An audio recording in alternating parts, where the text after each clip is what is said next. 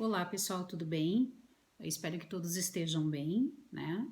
E hoje a gente faz algumas considerações então em relação à disciplina de processo do trabalho, tá? Só relembrando que nós trabalhamos nas aulas presenciais então sobre os princípios do direito processual do trabalho, também características, competência da justiça do trabalho. E agora, então, a gente trata um pouquinho os recursos no processo do trabalho, tá? Lembrando vocês que no portal foi incluída a parte legislativa, né, em relação aos recursos, e também o material, um resumo, também foi incluído no portal para vocês, tá? Mas é sempre importante a gente fazer algumas considerações para que fique mais tranquilo, né, para que fique mais fácil o entendimento do aluno, então, tá? Hoje a gente fala um pouquinho dos recursos e a gente inicia então pelos pressupostos de admissibilidade, tá? Então, para que um recurso ele seja provido ou não, para que ele seja analisado ou não, é necessário que os pressupostos de admissibilidade eles estejam adequados, tá? Mas o que são então esses pressupostos de admissibilidade? Nós temos os pressupostos intrínsecos ou subjetivos, tá? O que são os intrínsecos então? Tá? São aqueles que se relacionam com a parte, também chamados de subjetivos, tá? Por exemplo, legitimidade da parte, capacidade da parte e interesse da parte, tá? Esses são exemplos de pressupostos processuais intrínsecos.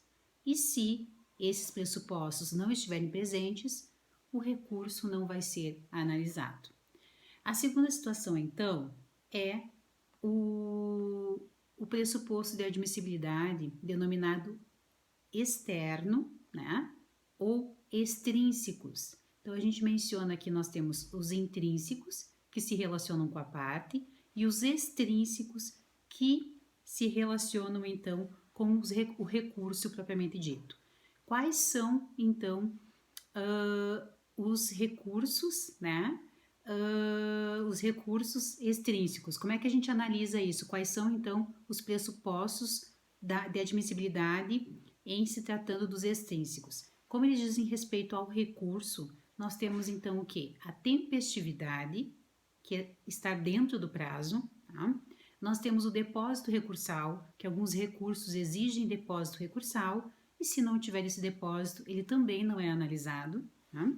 E nós temos as custas processuais. Então, esses são requisitos, né, que são os pressupostos de admissibilidade para o recurso ser analisado ou não. Também aqui nos extrínsecos nós temos a regularidade de representação, nós temos a adequação e nós temos também a irrecorribilidade, tá?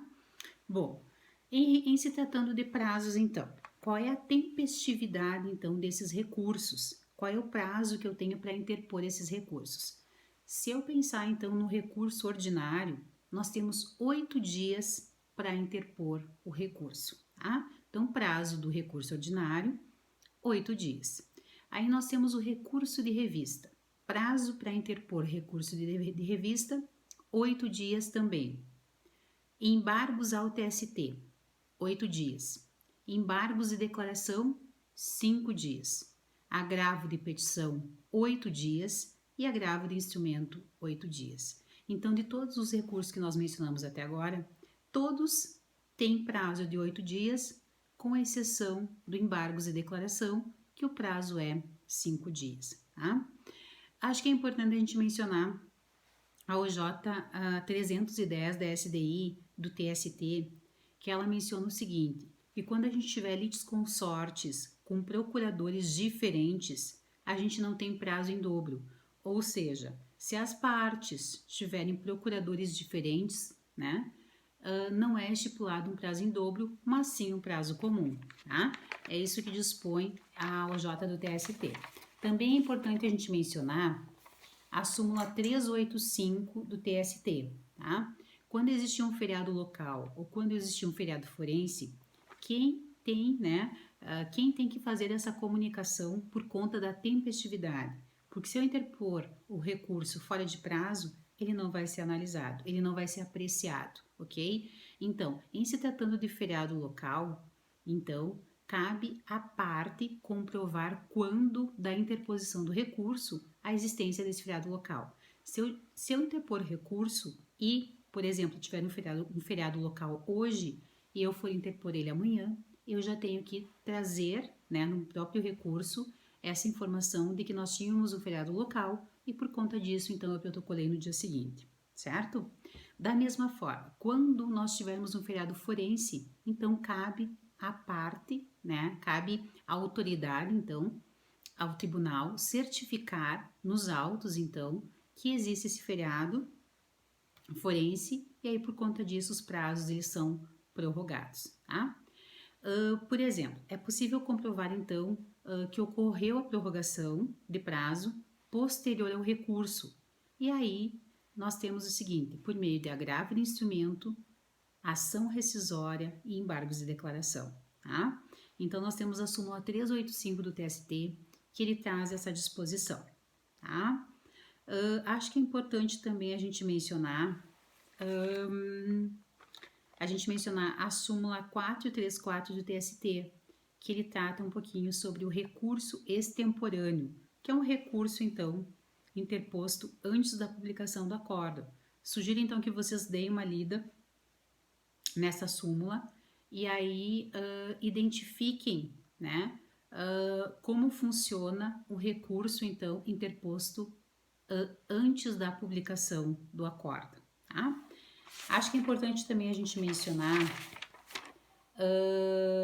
a súmula 387 do TST, que ela dispõe da seguinte forma, tá?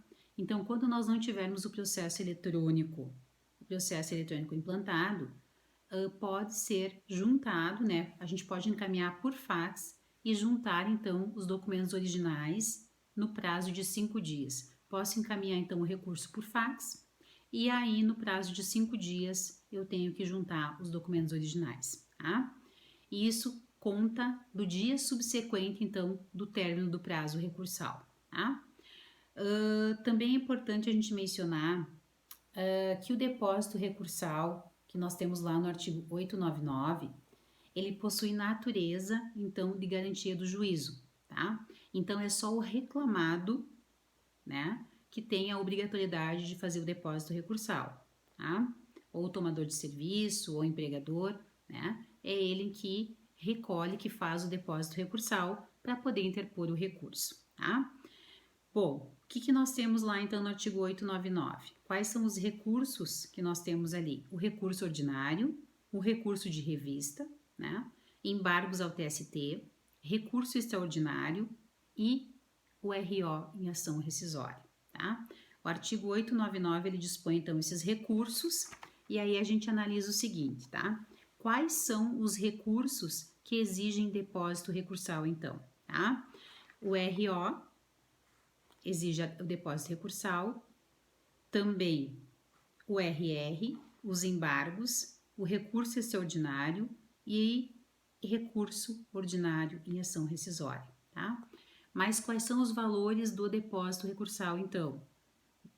Em se tratando do recurso ordinário, nós temos o valor de R$ 9.828,51 e em se tratando, então, de recurso de revista, embargos, recurso extraordinário e recurso ordinário em ação rescisória, nós temos o valor de R$ 19.657,02, tá?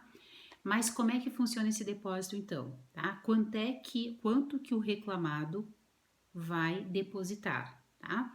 Então, ele deposita o valor da condenação ainda não depositado, certo? Até o limite do teto estabelecido pelo TST, tá?